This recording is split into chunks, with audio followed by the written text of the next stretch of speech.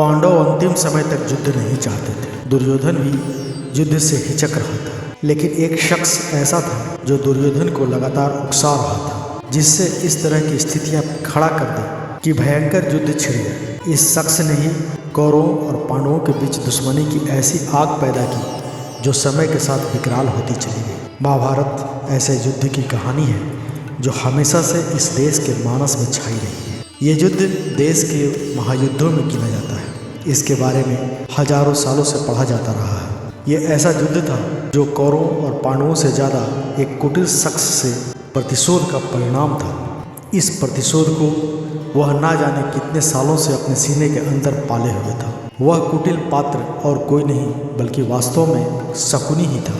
हम जानेंगे कि वो कौन सी प्रतिशोध की आग शकुनी के अंदर सालों तक जलती रही, जिसमें आखिरकार वह खुद भी खत्म हो गया। वह अपनी बहन गांधारी की शादी धृतराष्ट्र से होने के बाद जो चाहता था वो कोई भाई अपनी बहन के घर के लिए नहीं करना चाहता।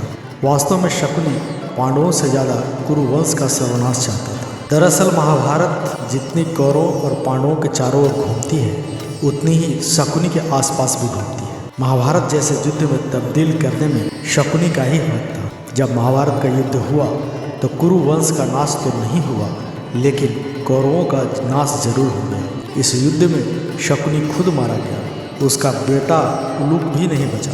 शकुनी महाभारत का मुख्य पात्र है, गांधारी का भाई है, दुर्योधन का मामा है। वह अपनी सारी कुटिल चालें पासे और भांजे दुर्योधन के जरिए चलता है। वह गांधार नरेश सुबल राज का बेटा था। जब गांधारी की शादी धृतराष्ट्र से हुई तो शकुनी भी वहीं आ गया। वह दिल और दिमाग से कपटी और दुष्ट था। दुर्योधन ने शकुनी को अपना मंत्री बना लिया। शकुनी ने लगातार हमेशा ऐसा काम किया जिससे पांडव परेशान होते रहे। फिर महाभारत युद्ध में शकुनी ऐसे पांडव भाई ने किया जिसे सबसे कमज़ोर समझा जाता था। उसने शकुनी का वध किया।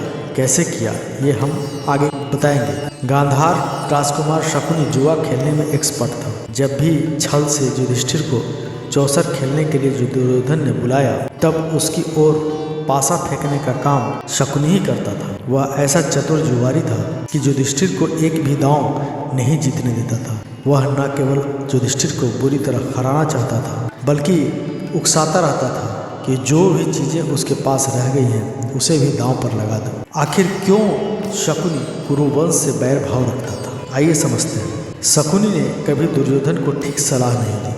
कहा जाता है कि गांधार नरेश ने राजनीतिक उद्देश्य के लिए धृतराष्ट्र से अपनी बेटी गांधारी की शादी की थी, लेकिन इस बेमेल शादी को शकुनी ने कभी पसंद नहीं किया। उसे लगा कि कुरुवंश ने ऐसा करके उसके राज्य और परिवार दोनों की बेइज्जती की है। चूँकि कुरुवंश बहुत शक्तिशाली था, लिहाजा शकुनी सीधे सीधे उसका कुछ नहीं बिगाड़ सकता था। फिर भीष्म अपनी ताकत से गांधारी को धृतराष्ट्र के लिए ब्याह कर लाए थे, इसलिए उसने कसम खाई थी कि वो इसका बदला लेगा और कुरुवंश का समूल नाश कर देगा। इसी वजह से वह ऐसी चालें चलता था जिससे कौरव और पांडव लड़ें और खुद को खत्म कर लें। दुर्योधन चूँकि शकुनी पर जबरदस्त विश्वास करता था, लिहाजा शकुनी के लिए कैसी भी साजिश करना बहुत आसान था। शकुनी की साजिश की वजह से ही पांडवों को पहले वनवास भोगना पड़ा, फिर द्रौपदी की बेइज्जती हुई। इसके बाद ये कलह महाभारत के युद्ध में बदल गया।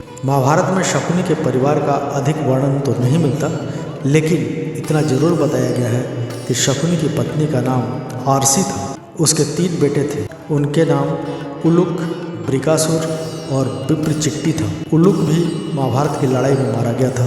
ब्रिकासुर का वध भी इसी युद्ध में हुआ। विप्रचिट्टी जरूर युद्ध में जीवित रहा, बाद में गांधार का राजा बना। महाभारत युद्ध के 18वें दिन शकुनी 500 घोड़े, 200 रथ, 100 हाथी और 1000 सैनिकों की पैदल सेना लेकर डटा हुआ था।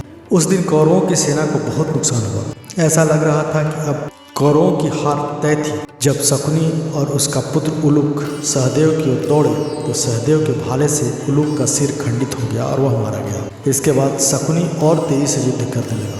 उसके बेटे की मृत्यु का आघात भी उसको लगा था। उसने सहदेव पर भीषण शक्ति अस्त्र का प्रहार किया। सहदेव ने बाण द्वारा उस शक्ति को निष्क्रिय करने के बाद भाले के आघात से शकुनी के मस्तक को धड़ से अलग कर दिया। तो मित्रों, हमारा ये प्रयास आपको कैसा लगा कमेंट करके जरूर बताएं। वीडियो को लाइक कर दें, चैनल को सब्सक्राइब करके बेल आइकन दबाना ना भूलें ताकि वीडियो संबंधित नोटिफिकेशन आपको हमेशा मिलती रहे। धन्यवाद।